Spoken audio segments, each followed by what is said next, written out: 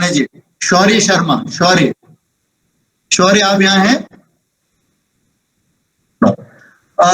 Naresh Kewalani ji, Naresh Kewalani, no. Anita Tomar, Anita Tomar ji, yes sir. कुछ पूछना है आपको? सर ये पूछना चाह रही थी, आपकी आवाज बिल्कुल नहीं आ रही है। सर एनटीएससी, हाँ, एनटीएससी एग्जाम अगर मैं अभी 10th में देती हूँ तो क्या हेल्प करेगा आगे चल के? कौन सी एग्जाम देती हैं आप? National talent search?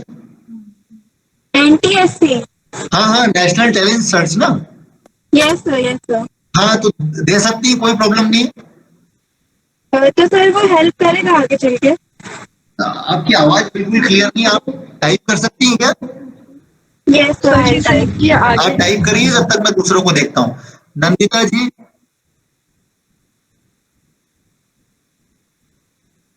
नंदिता नहीं, इशिता, नहीं, इंशा, इंशा आपका हो गया? Yes sir, doubt clear? Yes sir, all doubt clear, thank you. Okay, Naresh, Anita, ये हो गया। सर मैं पूछ लूं सर? हाँ पूछो भैया, पूछिए कौन है?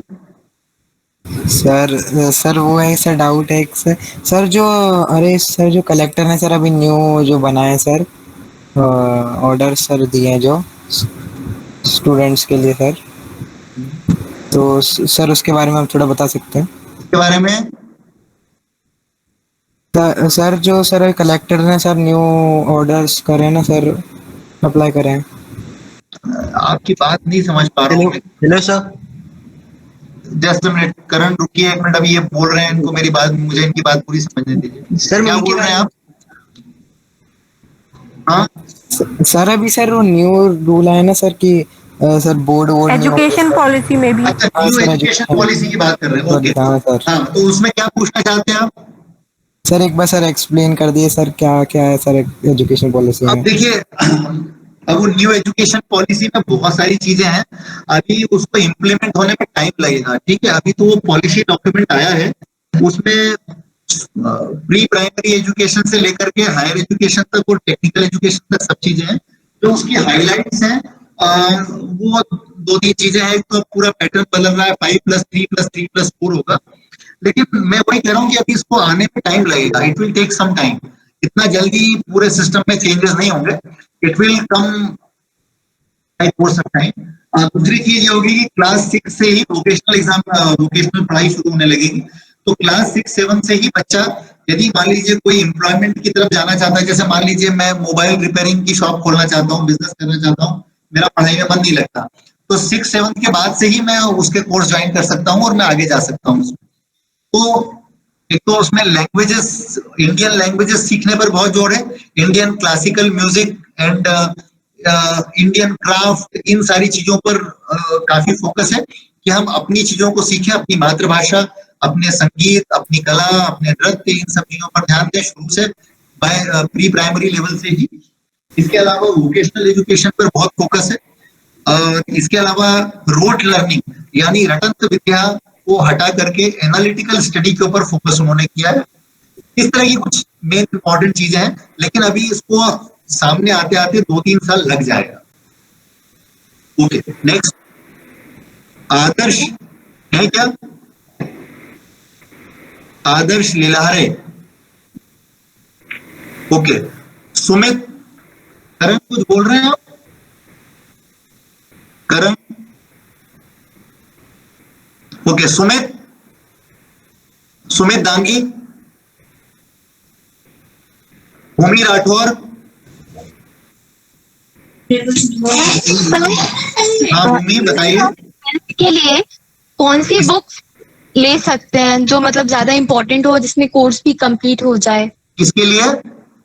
जेईई के लिए और 11th-12th बोर्ड। अब बेटा ये चीजें तो मुझे नहीं पता कि कौन सी बुक्स ले सकते हैं, लेकिन हाँ 11th और 12th के लिए मैं आपको एक दो चीजें बता सकता हूँ। पहली चीज, 11th और 12th के लिए आप एनसीईआरटी की बुक्स पर फोकस करिए, बिकॉज जो 11th और 12th के पेपर सीबीएसई देता है, आप सीबीएसई बोर्ड में? Yes sir. हाँ, तो सीबीएसई का जो पेपर आता है आप देखेंगे कि 99.999% वो एनसीईआरटी की बुक से ही देता है क्वेश्चन। Yes, तो sir. इसीलिए एनसीईआरटी की बुक्स में आप थोरो हो जाओ।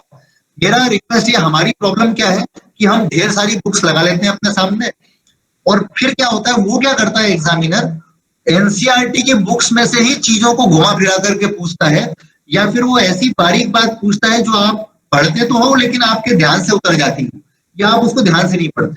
तो मेरा कहना यह है कि बहुत ज्यादा किताबें लाने की बजाय एक ही किताब से पढ़ो, लेकिन बहुत थॉरोली पढ़ो, ताकि कोई भी क्वेश्चन को हम अटेंड कर सकें। दूसरी चीज ये है कि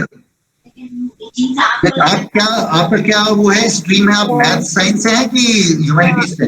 पीसीएम। पीसीएम से। तो पीसीएम वालों के लिए एक चीज इंपॉर्टेंट होती है कि केवल एनसीईआरटी किताब से काम नहीं चलेगा।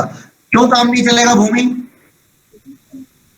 क्योंकि सर आगे हमें जेराबली और बाकी सारी चीजों की पढ़ाई भी करनी है और कॉम्पिटेटिव एग्जाम्स क्रॉस करने हैं। नहीं नहीं नहीं नहीं बच्चे, मैं इसलिए कह रहा हूँ, वो इसलिए नहीं क्योंकि आपको न्यूमेरिकल्स को बार बार प्रैक्टिस करना पड़ता है। आपको प्रैक्टिस करने के लिए अलग अलग मेथड्स के अंदर प्रैक्टिस करने के लिए और 2-3 तरह की बुक्स की जरूरत होती है, ताकि आप उनको रेफर कर सको। जैसे मैथ्स में लोग आरसी अग्रवाल को रेफर करते हैं, आरएस अग्रवाल, है ना, बहुत सारे बच्चे रेफर करते हैं, है ना। तो आप इस तरह की कोई बुक्स ले सकते हैं जिससे कि आप प्रैक्टिस कर सको। तो प्रैक्टिस पर्पस के लिए हमारे पास बुक्स होना चाहिए, लेकिन मेनली हमारा फोकस एनसीईआरटी पे ही हमको रखना चाहिए।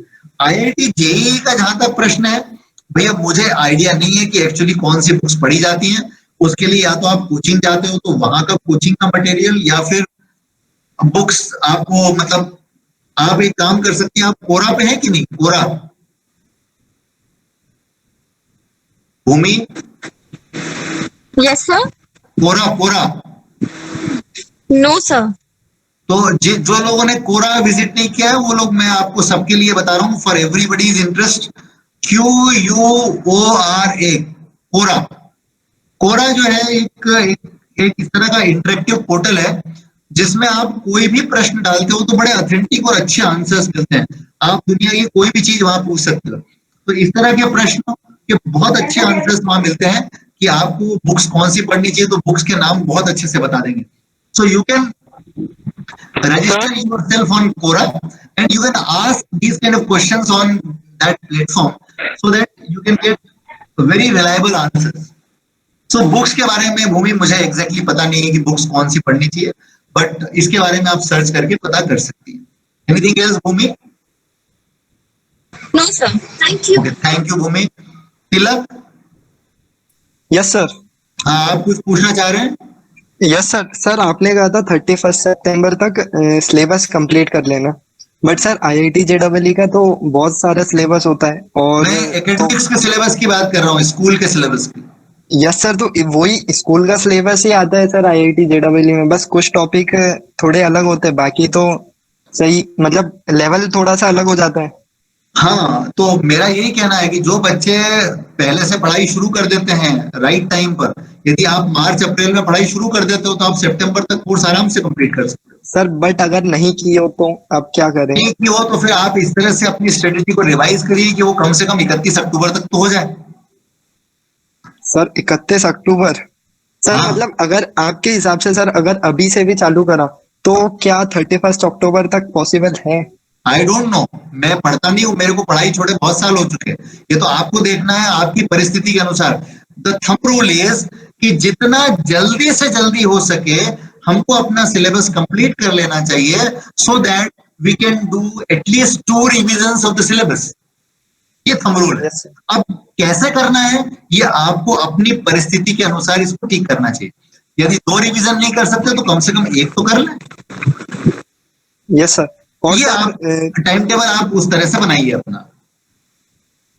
Yes sir. और सर ये जेईई वगैरह करके जैसे कि अपन ने कॉलेज भी कर लिया और उसके बाद सर बिजनेस सेटअप करना हो तो मतलब बिजनेसमैन बनना है अल्टीमेटली, एक बार बस कैपिटल आ जाए तो उसके लिए थोड़ी जॉब वगैरह और उसके बाद खुद का बिजनेस, तो इस पे क्या नहीं नहीं नहीं नहीं, देखो देखो देखो, फिर तुम गलत जा रहे हो।